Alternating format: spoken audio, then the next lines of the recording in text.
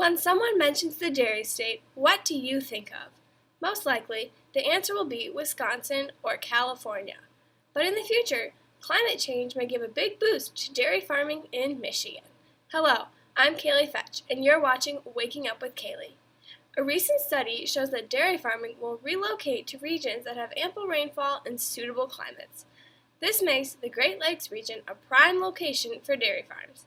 In fact, 5 of the country's top 10 milk-producing states are already located in the Great Lakes region, including Wisconsin, New York, Pennsylvania, Minnesota, and Michigan.